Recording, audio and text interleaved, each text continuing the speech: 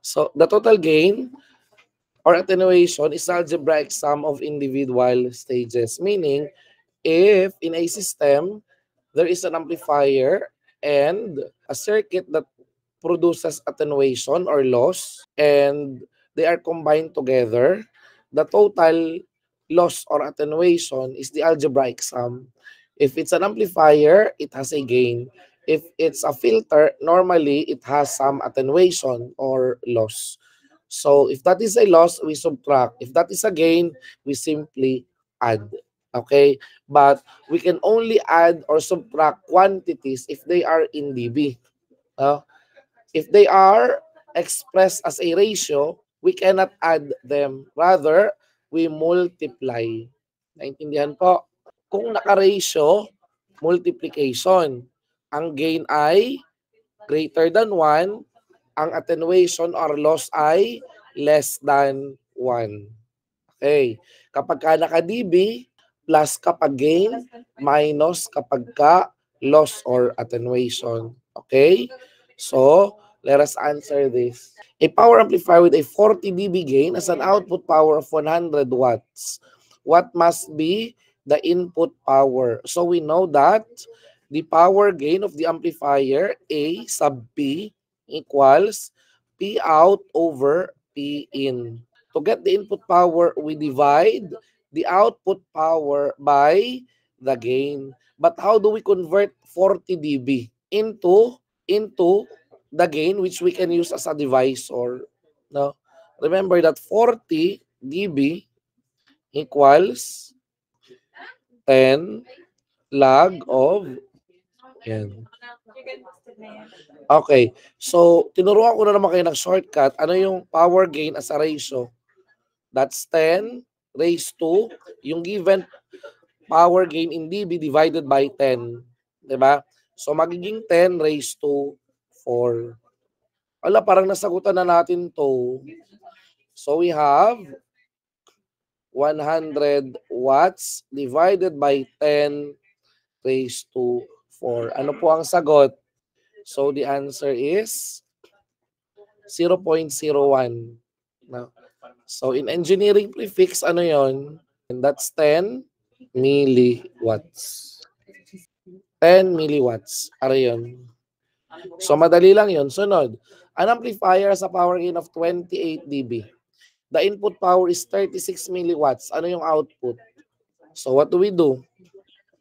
To get the output, it's just the input multiplied by the power gain. Ano po? So, we have 36 milliwatts. I-multiply natin yan ng, ano ang power gain? 10 raised to 2.8. Yan. So, solving for the output power. So, 36 exponent negative 3 kasi milli times 10 raised to 2.8. So, the answer is 22.7. So, we can see the answer is 22.7. Anong unit? Watts. 22.7 watts. Did you get the same answer, guys? Did you get the same? Okay, very good. Next. An amplifier sa gain of 60 dB. If the input voltage is 50 microvolts, what is the output voltage? So this time, the quantity given is voltage. Ano? So how do we get VO?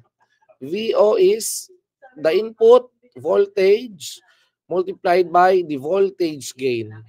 But the voltage gain should be expressed as a ratio. So we have 50 microvolts multiplied by 10 raised to 60 divided by 20. Remember, ang divisor ay 20 kasi ito ay voltage. So 60 divided by 20 is 3. Diba 1,000 to? 50 times 1,000 is 50,000. 50,000 microvolts. Yan. Or 50 millivolts. Okay. Sunod. A power amplifier has an input of 90 millivolts across 10 kilo ohm. Yan. So malamang, yan yung load kung saan mame-measure ang 90 millivolts. The output is 7.8 volts across an 8-ohm speaker. What is the power gain in decibel? Madali lang to. Kunin mo muna yung power sa input at sa output. Saka mo kunin yung 10 log of PO over PI. Kunin muna natin ano ang power sa input. Remember that power equals V squared over R. Diba? V squared over R. So, ano naman? Edi natural, ang input ay 90 millivolts squared. Ano ang resistance niya? 10 kilo ohms. Okay. Gawin natin sa calculator. So, 810 micro. Kasi to the negative 9. Yan. And then, let's now compute the output power, PO. Ganon din ang formula. V squared over R. So, ang output voltage ay 7.8 volts squared divided by the 8 ohm resistive load of the speaker. Sir, equals. Question po. Yes, what was that? So, yung sa akin po kasi sir ay nanowatts. Nano po ba siya or micro talaga? Ano po yun? Yung sa akin po ay 810 nanowatts. Ay, I'm sorry. It's my fault. It's not micro. Kasi to the negative 9. Thank you for that correction. Thank you, Gab. Yeah, should be nano. Yeah, nano. Okay, tapos ans equals. Ayun, nano. Mali lang yung sulat ko. I'm sorry for that. Okay. Tapos after that, we solve for the output power, 7.8 squared divided by 8. So, 1521 watts. So, therefore, we can now solve for the power gain. No? So, 10 log of 1521 divided by 810 nanowatts. Okay. So, of course, calculator, 92.74. Okay. 92.74, of course, the unit is dB. Ayan. So, I hope that all of us are on the same page. Ano po? Para walang naiiwan. Paulit-ulit lang naman yung ginagawa. No? Kinakailangan lang dito, magkaroon kayo ng familiarization and then later, mastery. Next example. We have a circuit consisting of 2 amplifiers with gains of 6.8 and 14.3 dB. And 2 filters with attenuations of negative 16.4 and negative 2.9 dB. The output voltage is 800 millivolts. What must be the input voltage? So in this problem, to find the input voltage, we need to find the overall gain first. The overall gain, A, equals 6.8 plus 14.3 minus 16.4 minus 2.9. Okay. And the answer is 1.8. Okay. Did you get the same? So 1.8. The answer is in dB. So what's the rule? If we add and subtract dBs, we get the unit dB as well. Okay? Now, this 1.8 dB should be equal to 10. Oh, not 10, but rather 20. Because we have a ratio of voltages. This must be equal to 20 log of VO over VI. Ano po? Anong hinahanap? Input voltage. So, ang input voltage ay equal sa, ano yon? Di natural yung output voltage, i-divide natin ng 10 raised to 1.8 over 20.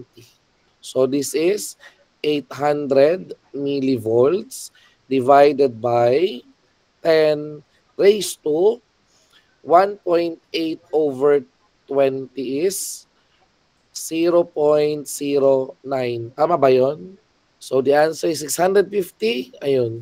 650.26 to the negative 3. Ayan.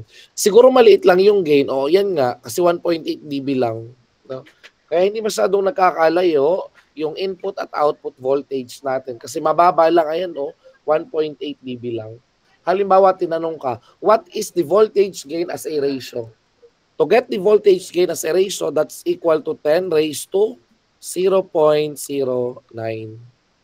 Which is equal to how much? 1.23. No? So the voltage gain as a ratio is 1.23. So moving on, let us now discuss another unit called the dBm. Now, ano naman yung dBm? dBm is another important unit in communication systems. When we are analyzing systems, we normally express the power in dBm instead of watts for convenience. Okay? Why? Because sometimes, mahabang isulat ang power kung napakalaki or napakaliit. Kaya instead na isulat mo yung napakaliit na number or napakalaking number, we express it in a logarithmic form, which is the dBm. Ano? Parang gain. Halimbawa, ang gain ay 250,000, di ba? Instead ng 250,000, i-write mo na lang several dB. Di ba mas maikse?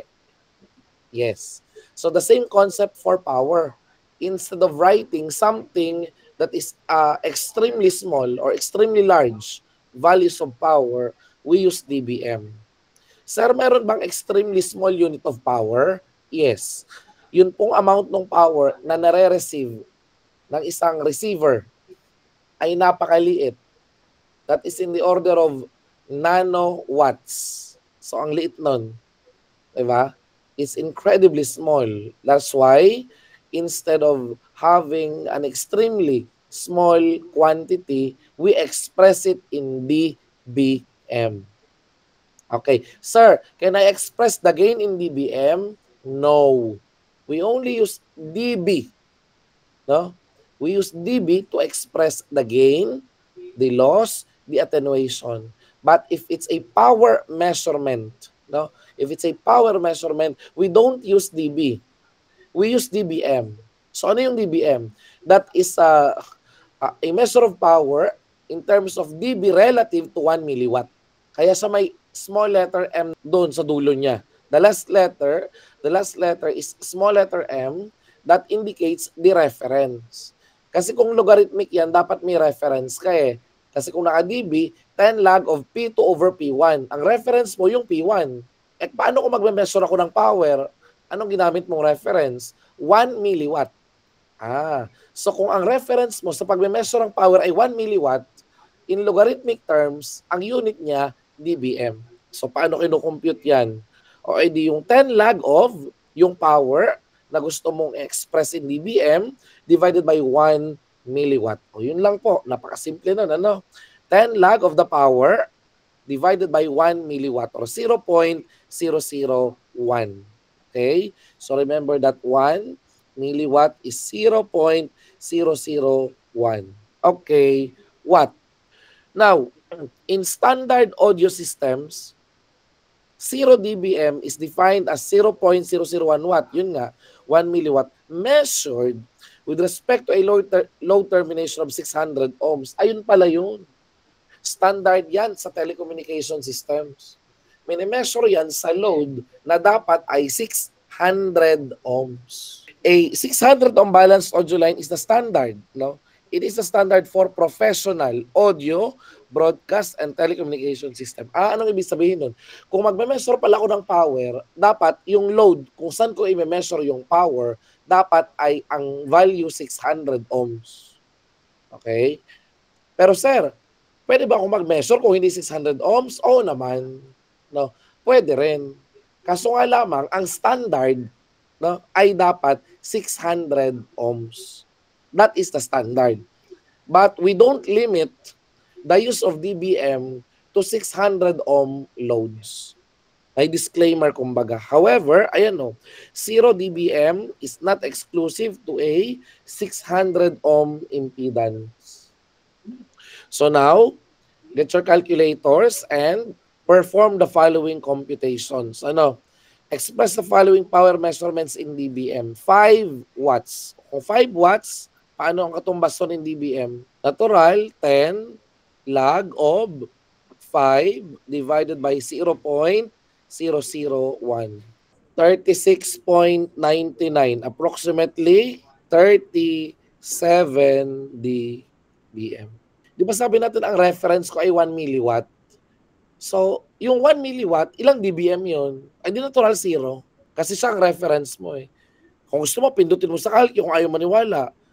Kasi nga, 1 milliwatt, i-divide mo rin ng 1 milliwatt. Di kayo 1 milliwatt divided by itself ay 1. And log of 1 is 0. Diba? Log of 1 is 0. Okay? So, ang tatandaan natin, anong katumbas ng 0 dBm? Ang 0 dBm ay may katumbas na 1 milliwatt. Anong ini-imply nito? Ay kung ang power mo greater than 1 milliwatt, if P is greater than 1 milliwatt, ang makukuha natin positive na dBm. And if the power is less than 1 milliwatt, makakakuha tayo ng negative dBm. So dapat pag nakakita ka ng negative na dBm, anong nai-imagine mo? Oh, maliit na amount ng power yan. Kasi less than 1 milliwatt yan. Naintindihan po? Oh, halimbawa, sinabi ka, 50 microwatts. Oh, hindi mo alam ang value, but you know for sure, negative yan sa dBm. Kasi yung 50 microwatts, less than 1 milliwatt. How about 25 milliwatts? How many dBm is this? Go! 13.98 dBm po. 13.98 nga naman. Thank you po. Pakikicheck yung iba ha. 13.98 dBm. Oh, how about 10 microwatts? Negative 20 dBm po. Yes, negative yan kasi micro. Negative 20 dBm. How about ito? 65.2 watts. So positive to. 48.14. Yan.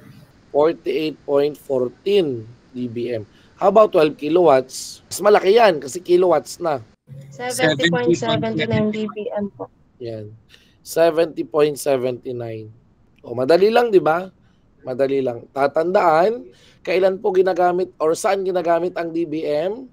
Sa pag-e-express ng power. Kapag dB, gain or losses at attenuation.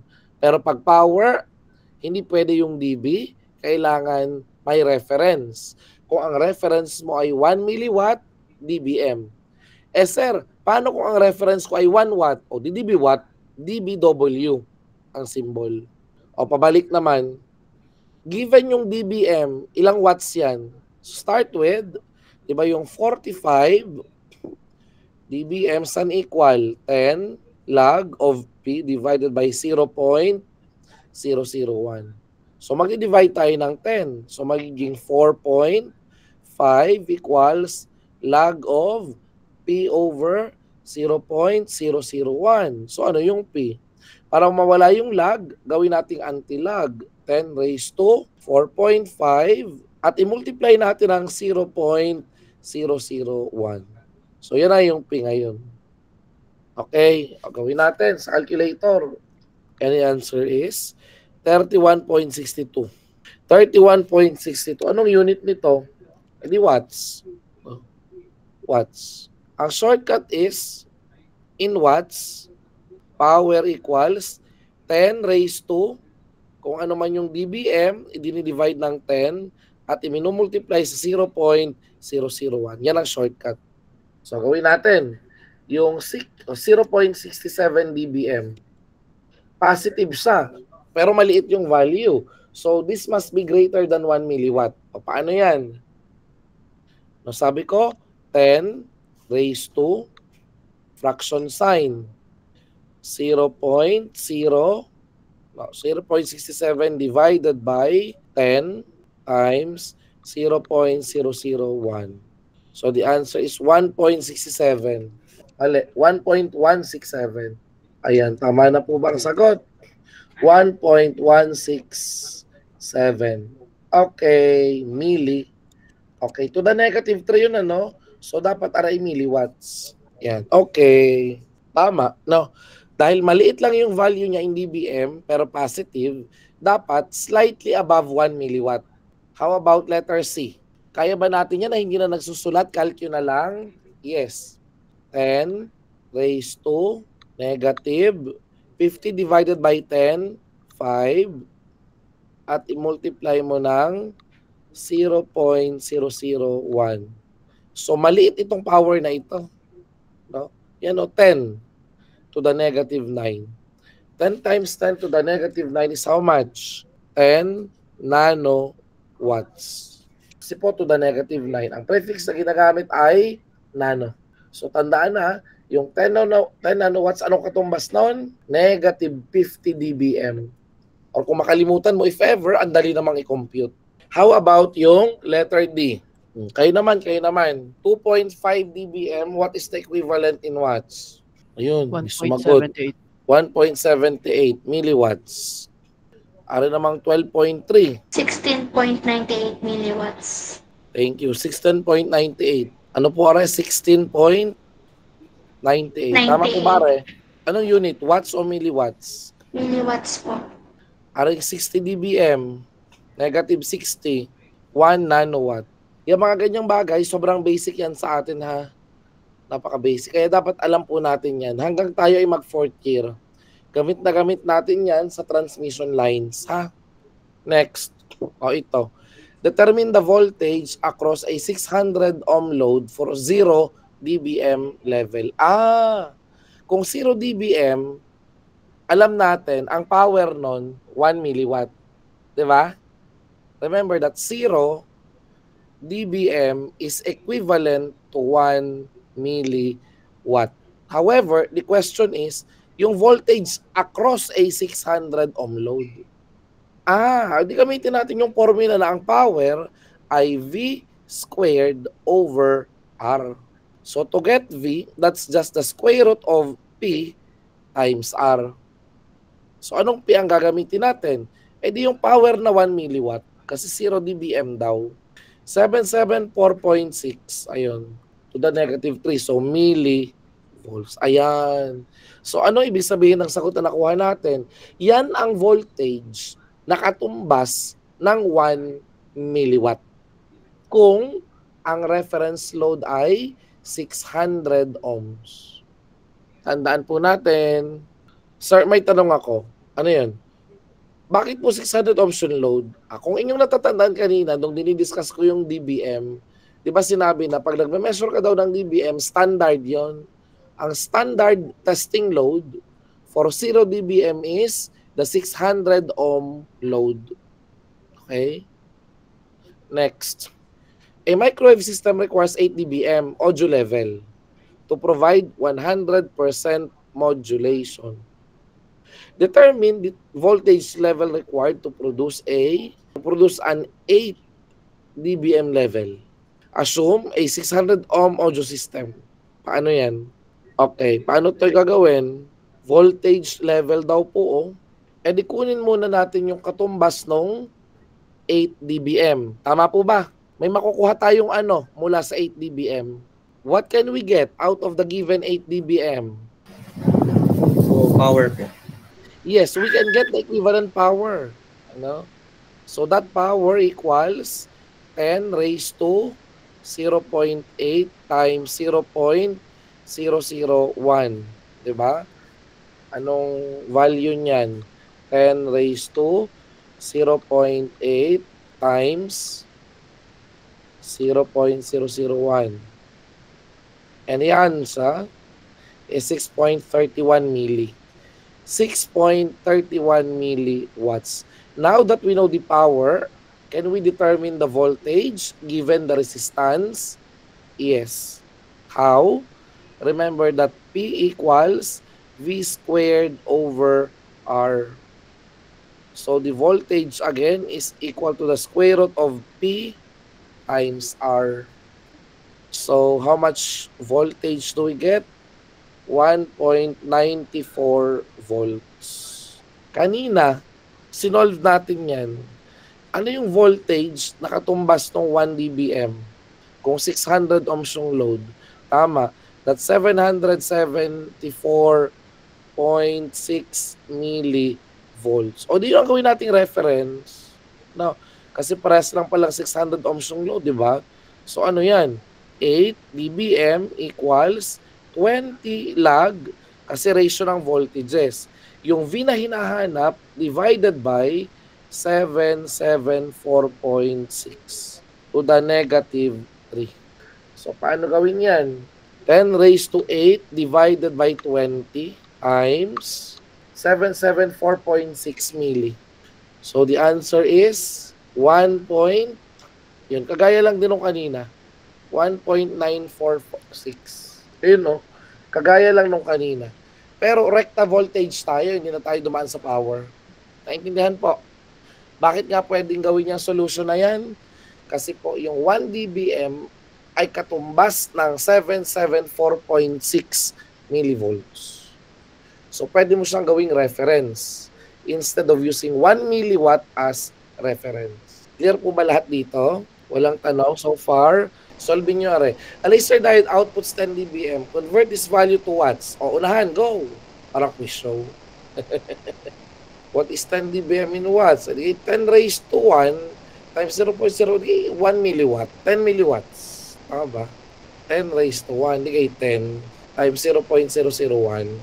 10 milliwatts. Tama ba? Tama po, sir. 10 milliwatts. So, tatandaan ninyo ha, yung 10 dBm may katumbas na 10 milliwatts. Yun yung equal ang milliwatt at dBm. Parang sa Celsius. Anong temperature equal ang Celsius at degrees? Fahrenheit. Ano ba yan? Celsius at degrees. Kung natatandaan nyo sa P6. Ay ngayon lang, di ba parang ngayon nyo tinitake yan? Ay hindi pala, pang second year pala yun, na-take up nyo na. Anong temperatura equal ang Fahrenheit at saka Celsius? Ala. Di kayo negative 40 degrees. At a temperature of negative 40 degrees, the temperatures in degrees and Fahrenheit are equal. In the same way, 10 milliwatts is the same as 10 dBm. Okay? Doon sila nagpalagpo. How about dB watt? Sir, ano yung dB watt? Ay di ang reference mo lang ay 1 watt instead of 1 milli.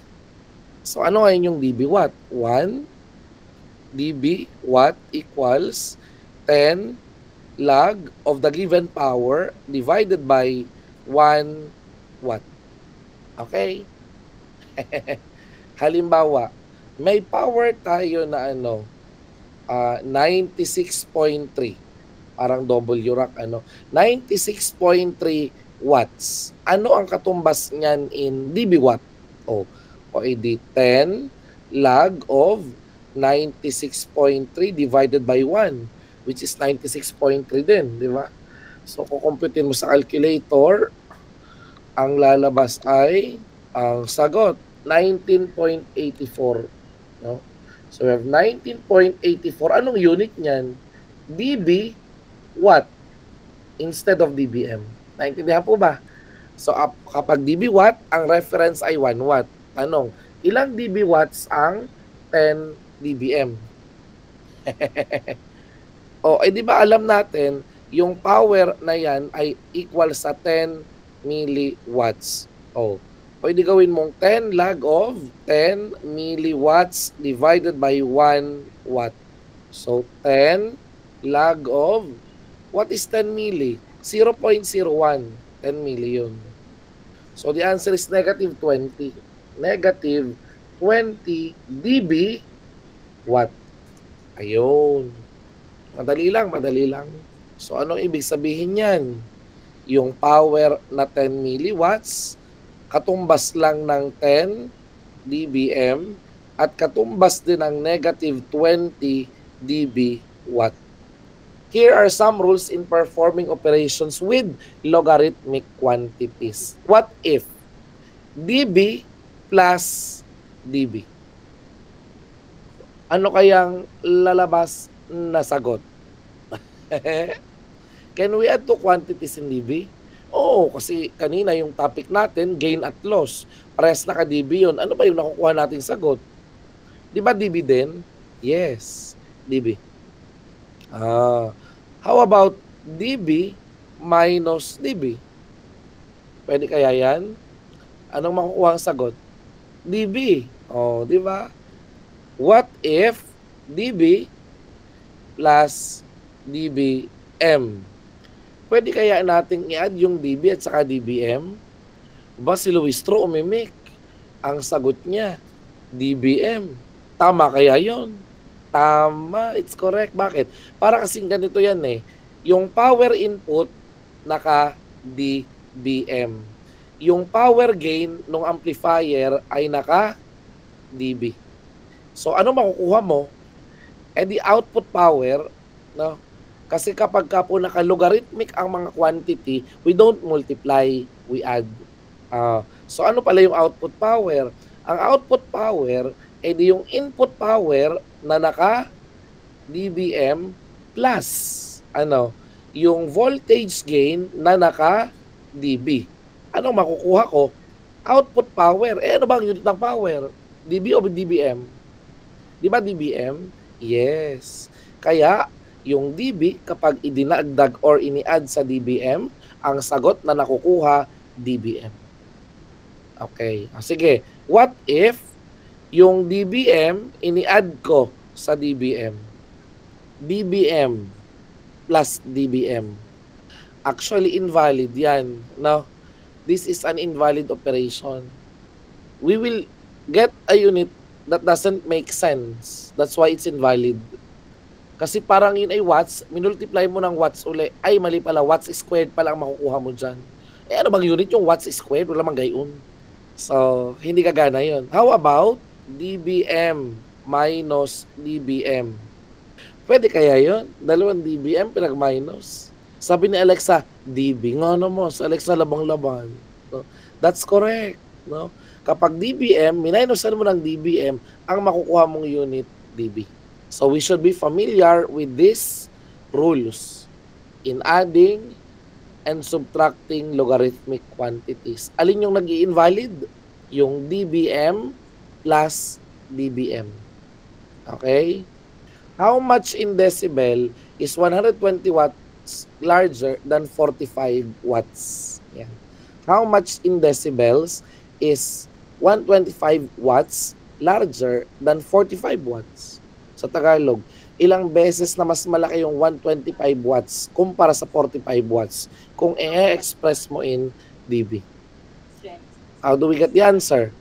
O edi 10 log of 125 divided by 45. Kasi daw in decibel. Kung ang tanong, how much is 125 watts larger than 45? I-divide mo lang. Pero ang sabi in decibel, kaya dapat logarithmic.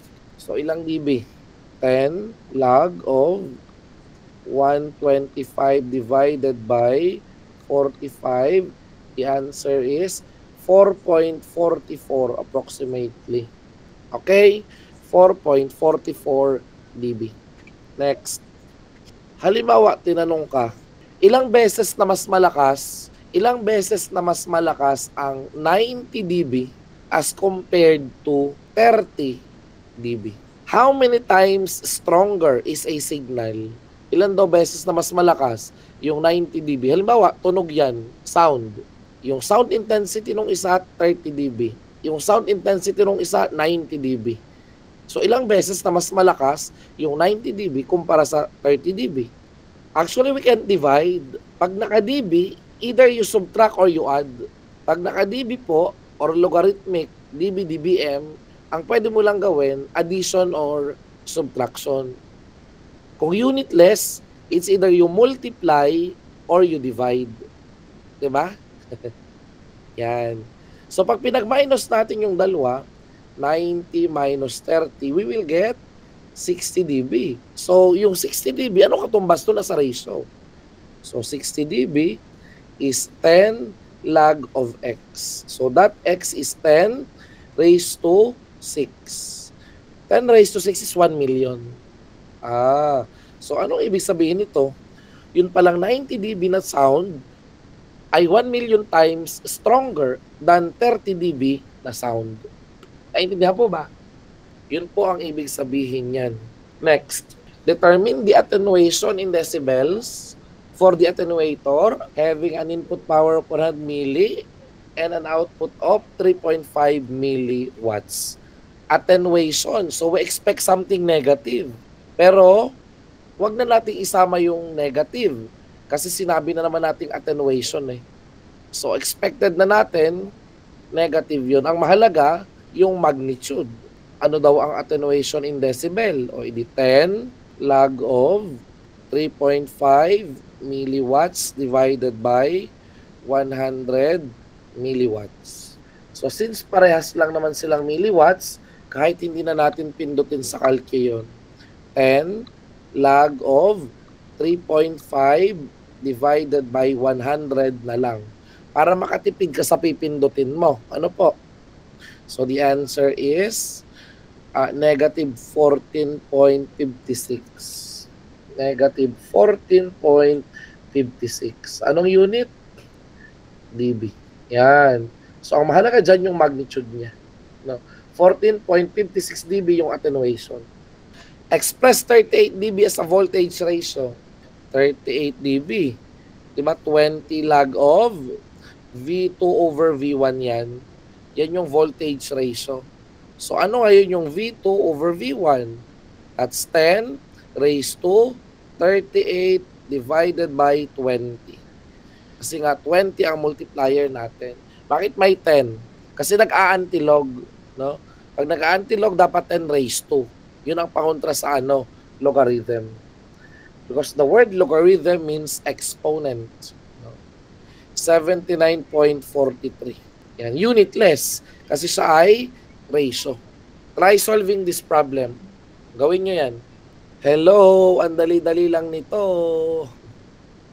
18. Parang tama yun. Kasi ang PO ay Pin plus gain nung una, A1 minus loss nung una. For the third stage, may gain uli plus gain nung pangalawa. So the output power is negative 12 plus 40 minus 35 plus 25. Anong sagot ang nakuha? What is the output in dBm? 18. So we have 18 dBm. Okay. Halimbawa, tinanong kita, what is the equivalent power in watts? Okay, di-convert mo in watts. The output power is 10 raised to 1.8 times 0.001. Tandaan niyo yung shortcut. Sabi ko, pag nagko-convert ng dBm to watts, 10 raised to, yung given dBm divided by 10, multiply mo ng 0.001. Ano pong sagot? Ilang watts? 63.1. No, approximately. Watts or bakit may nag-milliampere dito? Nakakaloka. Ay, kinorek niya, ginawa niya milliwatts. Yun ang jutay na ampere. Kasi milliampere. Jutyness. Okay, next. What is the power output of a 3-stage amplifier having gains equal to 25 dB, negative 35, 50, if the input power is 10 milliwatts? Ay, shit. Ang input power ko naka-milliwatts. Pwede bang i-add ko yan sa dB? Pwede bang i-add yung milliwatts sa dB? Hindi. Kaya ano gagawin mo? Convert mo muna yung input power sa dBm. dBm. The input power is 10 log of 10 milliwatts divided by 1 milliwatt. Eh di ba alam na natin yung 10 milliwatt kanina, 10 dBm yan.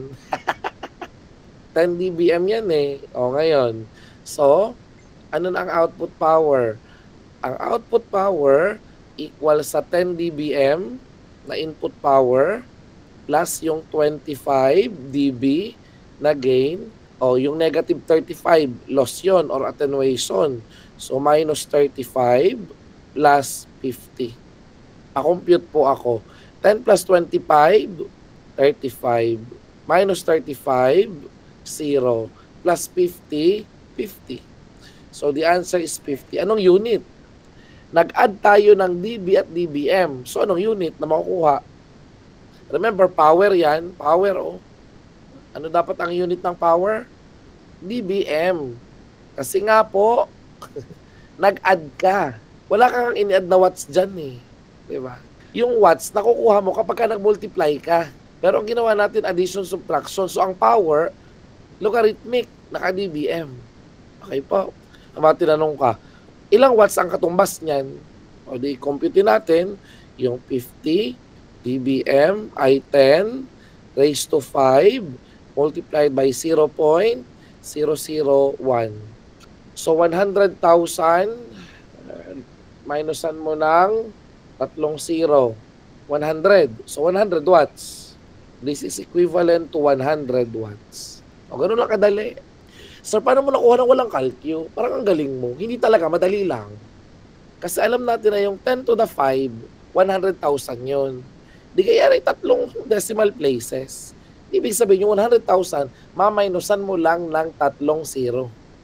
Kaya ang sagot, 100 na lang. Diba? Next. Gaano daw kalakas yung 22 dBm kumpara sa negative 18 dBm? 40 dBm. Paano nakuha? Pinag-minus nyo. 22 dBm minus negative 18 dBm. Anong sagot? 40. Anong unit? Pag pinagmaminus ang 2 dBm, ano ang nakukuha ang unit? dB po. O, so anong sagot? 40 dB. Ito na ba ang sagot? Hindi pa. Convert mo siya as a ratio. Diba? Ano yung 40 dB as a ratio? So, 40 dB, remember, equals 10 log of x. Yung hinahanap nating ratio. So, that x is 10 raised to 4. Or 10,000. Ayun. So, therefore, the answer is 10,000 times. Next. A combiner has 2 inputs, 30 dBm each. What is the resultant output? Mayroon akong nais malaman. Maaari bang magtanong? Yeah. Alam mo bang ikaw ay isang bading? Ngunit may combiner daw. Ang input, 2 30 dBm. Bawa ito. Ito yung combiner mo. May papasok ditong 30 dBm. May papasok na 30 dBm. Anong lalabas din yung output? Parang ganyan na yung tinatanong niya. Ang tanong dyan is, Sir, di ka sabi mo kanina, we can add 2 dBms. Yes. So, hindi mo sila pwedeng i-add. O, ano gagawin mo? Hindi mo pala pwedeng i-add yung dBm eh. Ano gagawin mo? Sir, ima-minus ko. Bobo, hindi pwede. Combiner nga eh. Kung hindi mo ma-add na naka-dBm, anong gagawin mo? Convert mo sa watts. No? Convert mo sa watts, saka mo i-add. Convert sa watts. Ilang watts yung 30 dBm? 1 po, sir. 1 watt po. 30 dBm equals 1 watt. Tama po ba? So ngayon, dalawa pa lang 1 watt yung papasok dito. O di natural, ang output niyan, 2 watts. Ayan. Kasi nga po, ito ay 1 watt at itong isang ito, 1 watt din. Pag in-add natin yan, 2 watts. So anong output? 2 watts. Ilang dBm yan? In dBm? 33.01 dBm po. Yes. So we have 33.01 dBm. So that's the correct answer. Okay? Dapat ang final answer mo naka-dBm. Bakit? Kasi ang given naka-dBm eh. So you don't stop with 2 watts. No? You express the final answer in dBm. Okay, so that would be all at the moment kasi tapos na ibang topic na to.